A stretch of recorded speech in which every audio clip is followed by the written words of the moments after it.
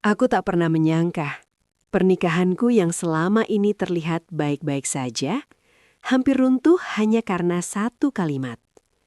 Bukan karena perselingkuhan, bukan karena kebohongan besar, tapi karena sebuah teriakan ceroboh di kantor. Saat suamiku dengan santai berteriak, "Siapa mau tukar istri?" Dia mengira semua akan tertawa. Namun detik berikutnya, suasana berubah dingin. Karena seseorang menjawab teriakan itu. Dan jawaban itulah yang membuat suamiku panik, pucat, dan nyaris kehilangan segalanya. Halo sahabat, terima kasih sudah kembali di channel Cerita Fafa untuk mendengarkan cerita ini.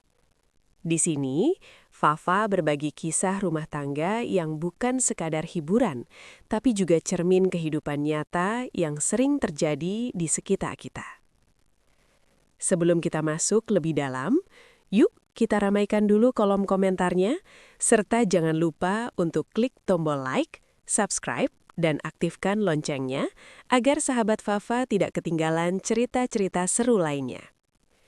Dukungan dari sahabat sangat membantu channel ini untuk terus berkembang dan menyajikan cerita-cerita menarik lainnya. Dan seperti biasa, Fafa mau absen nih. Coba tulis nama sahabat, asal kota, dan ketik kata hadir di kolom komentar bawah. Fafa pengen tahu sahabat setia Fafa dari kota mana saja. Sudah siap sahabat? Yuk kita langsung masuk ke ceritanya. Suamiku adalah tipe pria yang selalu ingin terlihat menyenangkan di mata orang lain. Di rumah, dia pendiam.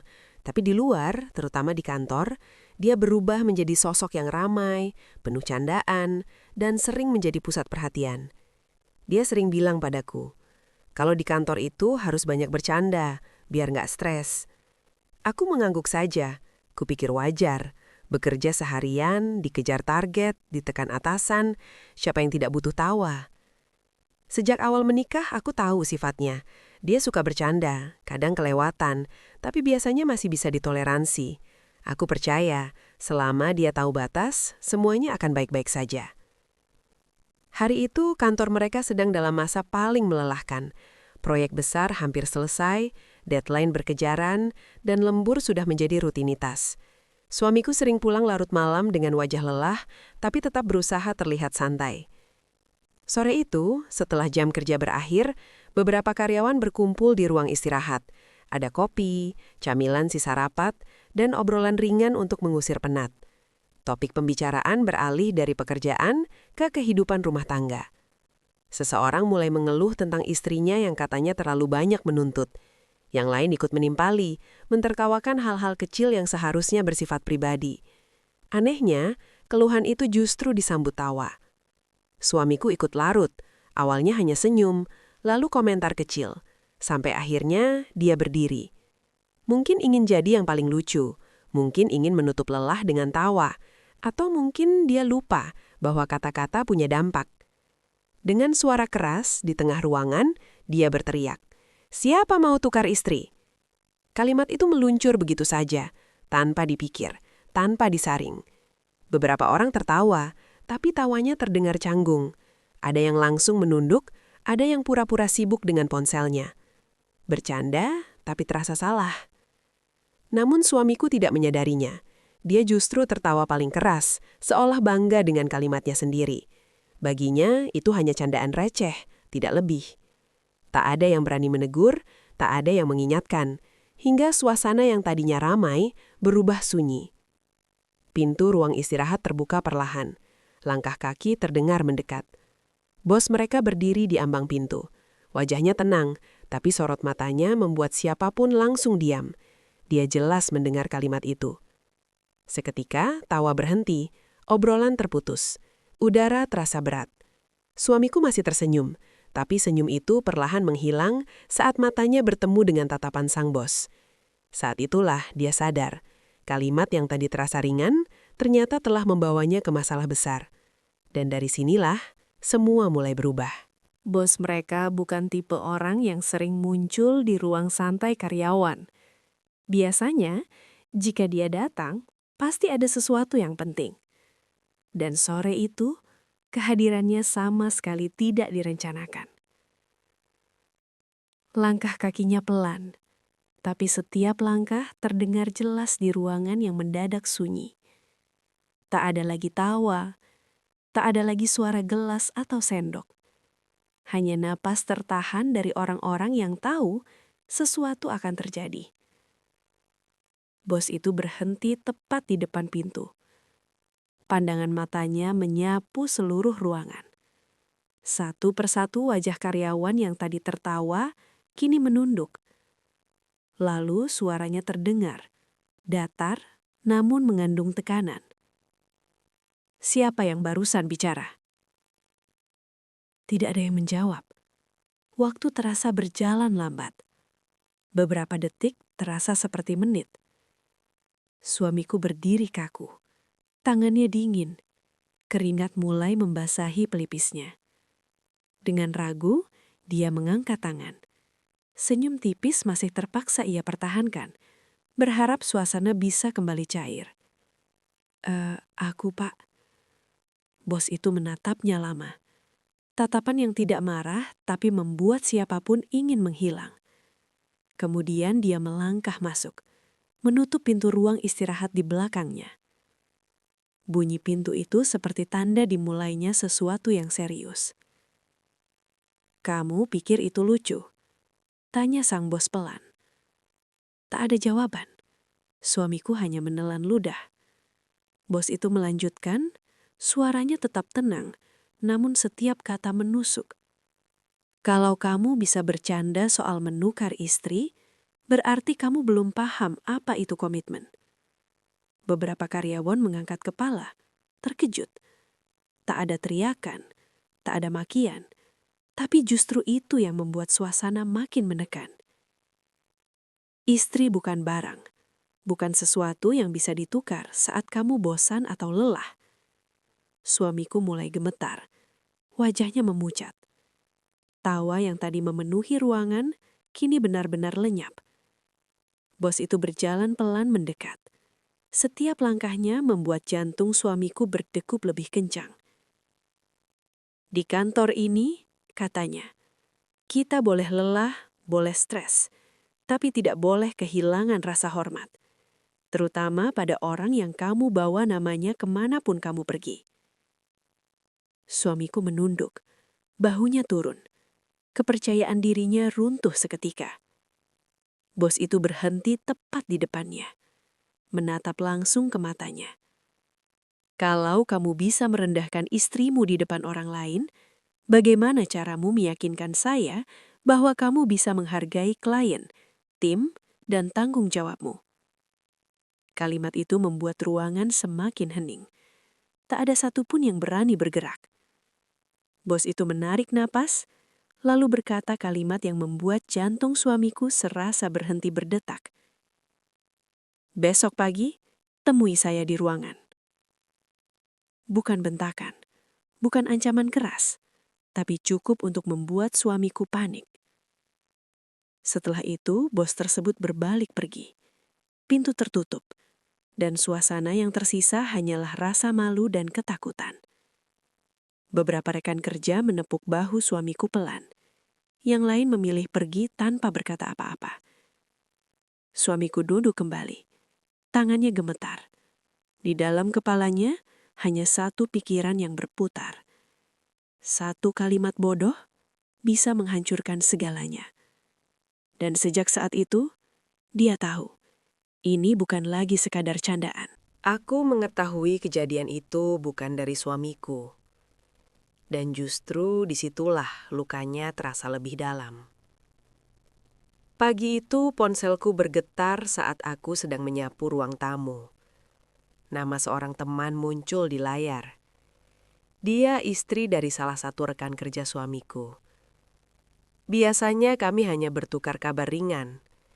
Tapi kali ini, suaranya terdengar ragu. Seperti seseorang yang menimbang apakah sebuah kebenaran pantas untuk disampaikan. "Maaf ya, aku sebenarnya bingung harus cerita atau tidak," katanya pelan. Jantungku berdegup lebih cepat. Naluri seorang istri langsung memberi tanda. Ada sesuatu yang tidak beres. Dia lalu menceritakan semuanya. Tentang ruang istirahat kantor. Tentang candaan yang kebablasan. Tentang satu kalimat yang membuat suasana berubah dingin. Saat dia mengucapkan kalimat itu, "Siapa mau tukar istri?" Tanganku berhenti bergerak. Aku duduk perlahan. Dadaku terasa sesak seolah ada beban besar menekan dari dalam. Aku tidak langsung menangis. Aku juga tidak marah. Yang pertama kali muncul justru rasa kosong. Selama ini, aku selalu berusaha menjaga nama baik suamiku. Di depan keluarga, di depan teman-temannya, di depan siapapun. Tapi di tempat dia bekerja, aku berubah menjadi bahan tertawaan. Setelah telepon ditutup, aku terdiam lama. Aku memandang lantai, mencoba mencerna semuanya. Pertanyaan demi pertanyaan muncul di kepalaku. Apakah selama ini aku hanya sekadar pelengkap? Apakah keberadaanku memang seremeh itu baginya? Siang itu, aku menjalani hari seperti biasa. Memasak, membersihkan rumah, menjalankan rutinitas. Namun pikiranku tidak pernah benar-benar tenang. Setiap suara sendok, setiap langkah kaki, terasa hampa. Aku menunggu malam datang, menunggu suamiku pulang. Ketika suara pintu akhirnya terdengar, aku bisa langsung merasakan perbedaannya. Langkahnya pelan, tidak seperti biasanya. Wajahnya terlihat lelah, tapi bukan karena pekerjaan. Dia menatapku sejenak, lalu mengalihkan pandangan. Saat itu aku tahu, dia menyimpan sesuatu. Aku menyambutnya seperti biasa. Tidak menuduh, tidak bertanya berlebihan. Kami makan malam dalam diam. Sendok dan piring berbunyi pelan, seolah menjadi satu-satunya suara di antara kami. Akhirnya aku bertanya, dengan suara yang hampir berbisik. "Di kantor, kamu bercanda apa hari ini?" Tangannya berhenti bergerak. Matanya menatap piring. Dan keheningan yang menyusul adalah jawabannya. "Ada yang cerita ke kamu?" Tanyanya pelan. Aku mengangguk. Saat itulah wajahnya runtuh. Bahunya jatuh. Topeng santainya hilang. Aku tidak perlu mendengar penjelasan panjang.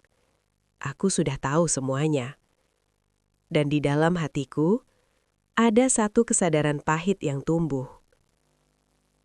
Kadang, luka terbesar bukan datang dari kebencian, tapi dari candaan orang yang paling kita percaya.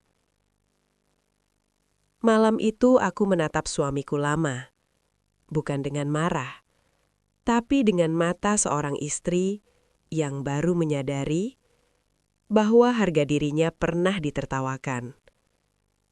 Dan dari titik inilah, semuanya menuju ke arah yang tidak pernah kami bayangkan.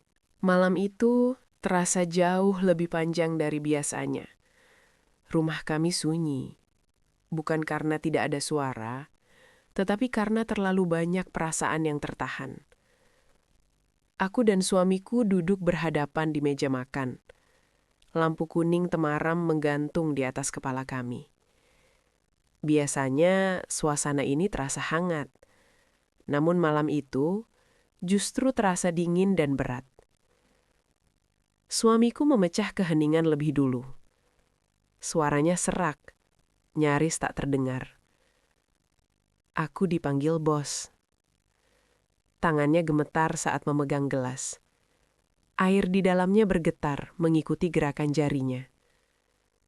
Dia bercerita perlahan tentang bagaimana dia diminta duduk, tentang bagaimana bosnya tidak membentak, tapi justru berbicara dengan nada kecewa yang menusuk lebih dalam. Dia bilang, "Aku gagal menjaga integritas," ucapnya. Katanya, orang yang tidak menghormati keluarganya sendiri sulit dipercaya memimpin pekerjaan. Aku menunduk, bukan karena aku ingin menghindari tatapannya, tapi karena dadaku terasa terlalu sesak. Suamiku menarik napas panjang, lalu melanjutkan. Aku hampir diberi surat peringatan. Kalau aku mengulanginya, aku bisa kehilangan posisi. Kalimat itu seharusnya membuatku panik. Tapi entah kenapa, yang paling menyakitkan justru bukan ancaman itu. Yang membuatku hancur adalah kesadaran bahwa aku nyaris kehilangan harga diriku di depan orang-orang yang bahkan tidak mengenalku. Aku akhirnya berbicara. Suaraku bergetar, tapi aku tidak ingin berteriak. "Tahu apa yang paling sakit?" tanyaku. "Bukan karena kamu ditegur, bos, tapi karena kamu tertawa saat namaku dijadikan bahan candaan." Suamiku terdiam. Matanya mulai berkaca-kaca. Aku nggak mikir sejauh itu. Aku cuma mau bikin orang ketawa. Aku menggeleng pelan. "Kalau itu bikin kamu terlihat lucu, tapi bikin aku terlihat rendah, itu bukan candaan," jawabku. Air mata akhirnya jatuh. Bukan deras, tapi pelan dan sunyi. Suamiku berdiri, lalu berlutut di hadapanku. Aku terkejut. Belum pernah dia melakukan itu. "Aku salah," katanya dengan suara pecah. "Aku egois. Aku lupa kalau setiap kata tentang kamu itu juga membawa martabatmu." Tangisnya pecah. Tubuhnya bergetar. Aku ingin memeluknya. Aku ingin memaafkan. Tapi luka itu masih terlalu segar. Aku berkata dengan jujur. Aku bukan marah karena satu kalimat. Aku hancur karena sadar aku tidak aman di kata-katamu. Kalimat itu membuatnya terdiam lama. Dia menunduk, menangis tanpa suara. Malam itu kami tidak menyelesaikan apapun. Tidak ada pelukan, tidak ada janji. Hanya dua orang dewasa yang sama-sama sadar bahwa satu kesalahan kecil bisa mengguncang seluruh fondasi rumah tangga. Dan untuk pertama kalinya sejak menikah, aku bertanya dalam hati, apakah cintanya cukup kuat untuk belajar menghargai? Pagi setelah malam yang penuh air mata itu, rumah kami terasa asing. Bukan karena kami bertengkar hebat, melainkan karena terlalu banyak kata yang belum terucap. Kami bangun tanpa saling menyapa, tidak ada pertanyaan, tidak ada senyum. Hanya keheningan yang menggantung di antara kami. Suamiku bersiap berangkat kerja dengan wajah letih. Bukan letih fisik, tapi letih karena rasa bersalah. Sebelum melangkah keluar, dia berhenti. Menoleh ke arahku. "Aku mau berubah," katanya pelan. "Bukan karena ditegur bos, tapi karena aku nggak mau kehilangan kamu." Aku tidak langsung menjawab. Aku tahu, perubahan tidak bisa dinilai dari janji, hanya dari tindakan. Hari-hari berikutnya menjadi ujian. Suamiku mulai banyak diam, bukan karena menjauh, tapi karena belajar menimbang setiap kata. Dia mulai pulang lebih cepat, mendengarkanku bercerita, meski kadang hanya hal-hal kecil. Hal yang dulu sering dia anggap sepele. Di kantor, dia berubah. Tidak lagi ikut dalam obrolan yang merendahkan pasangan. Bahkan suatu hari, dia menegur rekannya yang mulai bercanda berlebihan. Saat dia menceritakan itu padaku, aku melihat rasa malu di matanya. Dan itu justru membuatku yakin, dia benar-benar belajar. Aku juga belajar. Belajar mengungkapkan perasaanku sebelum luka menumpuk. Belajar bahwa diam terlalu lama bisa membuat jarak semakin lebar. Kami menjalani konseling pasangan, bukan karena ingin terlihat sempurna, tapi karena ingin sembuh. Tidak semua hari terasa mudah. Kadang luka lama muncul kembali. Kadang rasa percaya goyah. Namun setiap kali itu terjadi, suamiku memilih mendekat bukan menghindar. Suatu malam dia berkata, "Terima kasih karena tidak menyerah. Meski aku sempat lupa bagaimana caranya menghargai." Aku menangis, bukan karena sedih, tapi karena lega. Aku memilih memberinya kesempatan kedua, bukan karena melupakan kesalahan, tapi karena melihat perubahan nyata. Kini aku tahu, pernikahan bukan tentang siapa yang tidak pernah salah, melainkan siapa yang mau belajar dan bertanggung jawab. Dan di titik itulah, kami membangun kembali rumah tangga kami. Dengan kata-kata yang lebih hati-hati dan cinta yang lebih dewasa. Dari cerita ini, kita belajar. Mulut bisa menjadi penyelamat, tapi juga penghancur. Candaan yang salah tempat bisa melukai orang yang paling setia. Jagalah pasanganmu, terutama saat dia tidak ada di sampingmu. Terima kasih sudah mendengarkan cerita ini sampai akhir. Jika kisah ini menyentuh hati kalian, jangan lupa like, share, dan subscribe. Sampai jumpa di cerita Fafa berikutnya.